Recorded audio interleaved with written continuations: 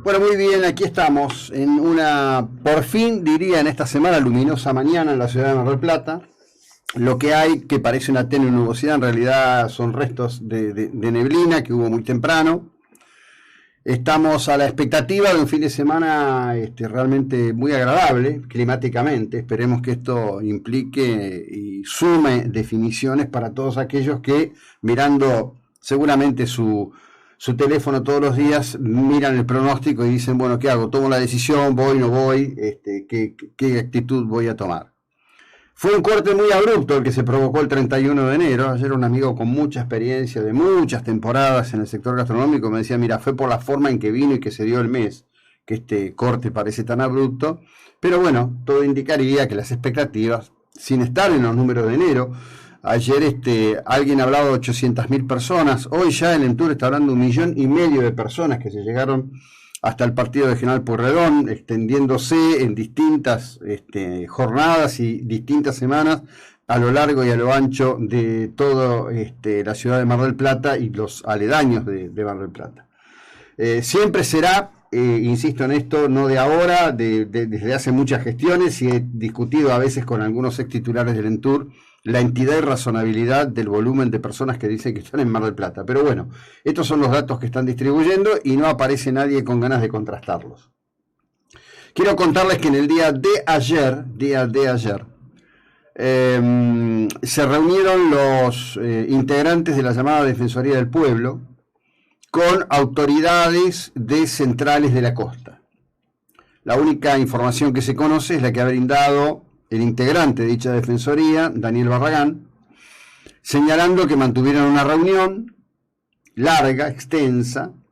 que en esa reunión la empresa aceptó que tiene problemas en un equipo, que cuando pone a generar ese equipo se produce la situación del ruido insoportable que tienen que, reitero el término, soportar los vecinos, tal como vinieron describiéndolo y tal como vinimos explicándolo en esta estación de radio y en los artículos que hemos publicado en noticiasprotagonistas.com,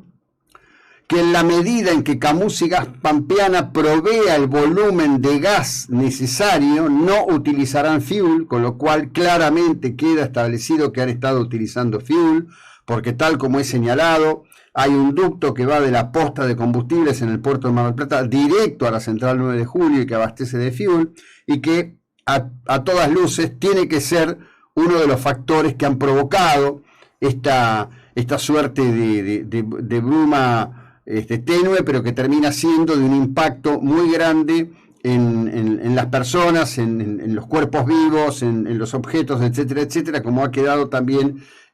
citado en diversas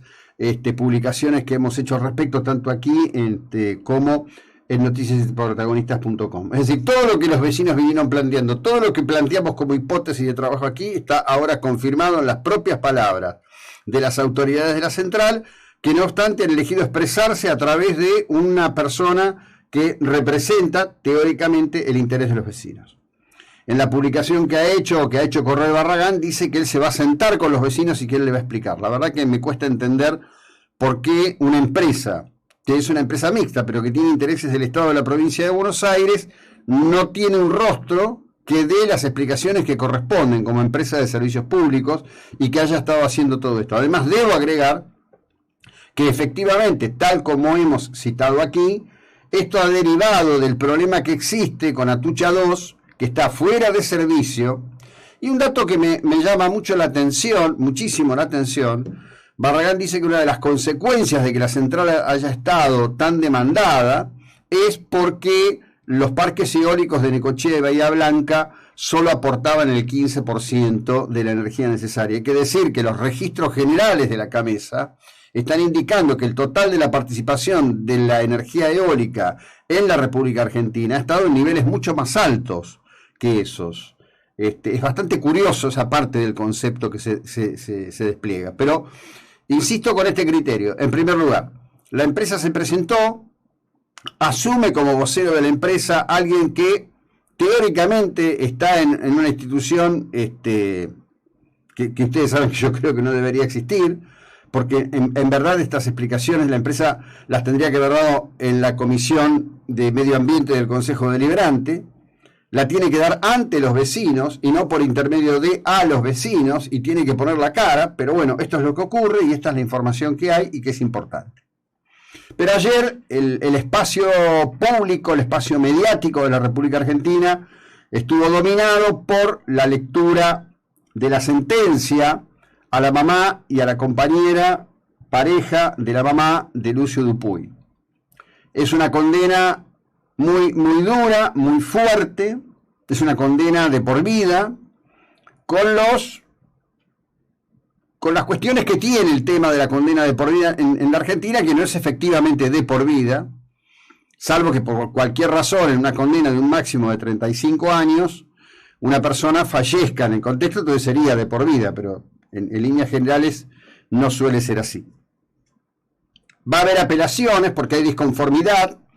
toda vez que la cuestión que tiene que ver con el abuso sexual que sufrió la criatura, y qué difícil que es hablar de esto, la verdad que es complicado, la verdad que es complicado. De todo el horror que sufrió Lucio a manos de estas dos mujeres, la carga gravosa de la cuestión del abuso sexual cae solo sobre una de ellas, no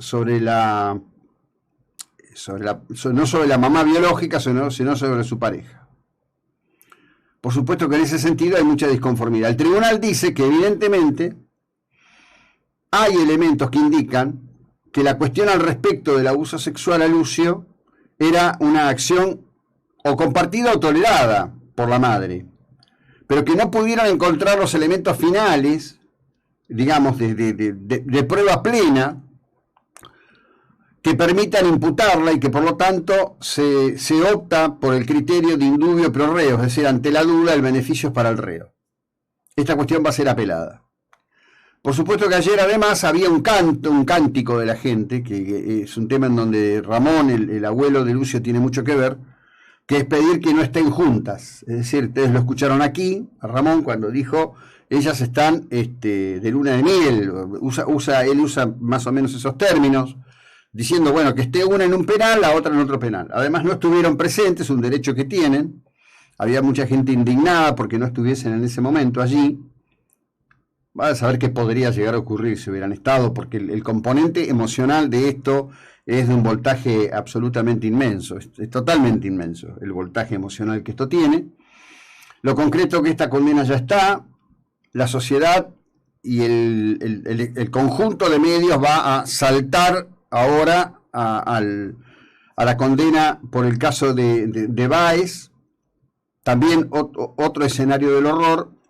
pero en ambos casos escucho a los familiares, escucho al abuelo, que es el vocero de la familia, algo que ellos han acordado, sigue sin conocerse la palabra del padre, es una decisión interna que ha tomado la familia y que evidentemente todos respetan. Vuelvo a decir algo que a mí me incomoda, realmente me incomoda, que es a partir de la responsabilidad en tener que comunicar de los hechos, y este es un hecho que debe ser comunicado, por supuesto, aparece una cuestión que tiene más que ver con el mundo del espectáculo, con el mundo de la información y la distribución de noticias, que es el cronista o la cronista puesto en centro o eje de los hechos por encima de los hechos mismos, ¿no? El cronista de policiales de TN ayer hablando de él mismo, de cómo él hace, de cómo él actúa, de cómo él evalúa, de las cosas que hace, la verdad que se va todo fuera de foco, se va todo fuera de lugar. Pero bueno, obviamente para quienes siguen siendo audiencias de los noticieros de la televisión, parece ser que ese es un modelo que a esas audiencias les resulta aceptable. Y será así. A mí me crea mucho ruido, me parece un acting innecesario, me parece una búsqueda de un protagonismo absurdo, pero ahí está y así desafortunadamente funciona. En un Estados Unidos muy conmocionado por la violencia interna, los niveles de violencia de los últimos meses en Estados Unidos son pavorosos, cerró el año con un récord de muertos, se inicia el año con un récord de muertos por violencia. Ayer asesinaron a una concejal norteamericana frente a la puerta de su casa, una mujer de ascendencia ganesa, que como dijo el alcalde de la localidad de New Jersey, en donde le quitaron la vida a balazos, era el símbolo del sueño americano, primera generación de una familia llegada de Ghana, refugiados políticos, que había logrado destacar en la escuela, destacar en la vida comunitaria, destacar en la vida universitaria, llegar a concejal. No hay hasta ahora parámetros que puedan indicar o que sea un crimen de odio o que fuere un crimen por razones políticas. Su agenda no tenía, digamos, como esos riesgos. Y lo que es muy impactante, primero es la ferocidad. Hay un video donde se ve un hombre parado al lado del auto, ella estaba a bordo del auto. La tendencia en esta mañana en los noticieros de la televisión de New Jersey es hablar de una situación que pudiera tener características o componentes de un crimen emocional o de un femicidio. Habrá que ver con el correr de las horas. Pero lo cierto es que el sonido de las balas sigue siendo un factor predominante. Entre nosotros, sin balas, pero habiendo existido en jornadas anteriores rebencasos, hay que decir que la patota kirchnerista izquierdista llegó hasta la estancia de Joe Louis y que están allí haciendo su acting de reivindicar derechos argentinos, y que Magdalena Odarda, mapuchista, funcionaria del gobierno nacional, está pidiendo la renuncia de funcionarios de la provincia de Río Negro por lo que califican de inacción cómplice en el enfrentamiento que hubo entre este grupo de acción política que ha concurrido allí en Patagonia y los trabajadores de campo que se enfrentaron, los trabajadores rurales que se enfrentaron con ellos. Una situación de disputa muy, muy fuerte. Por supuesto que además de toda esta agenda, y es importante decirlo, ahora se conoce que el gobierno va a lanzar un billete de 2.000 pesos. En rigor, los que entienden del tema dicen que como mínimo el gobierno debería estar pensando en un billete de 5.000 y uno de 10.000. Pero además hay otra controversia, porque una de las figuras de ese billete nuevo es Ramón Carrillo, un hombre que el peronismo ha exaltado siempre como una figura de culto, como creador del sanitarismo argentino en el gobierno de Perón. Esto ha tenido ya un repudio del centro Wiesenthal por entender que Carrillo era un hombre que creía en práctica que desde la medicina apuntalaban los peores delirios del nazismo. Después voy a ampliar con detalle esta cuestión. Les recordamos que en este primer tramo, primera media hora, también estamos en vivo a través de Instagram. Lo hacemos por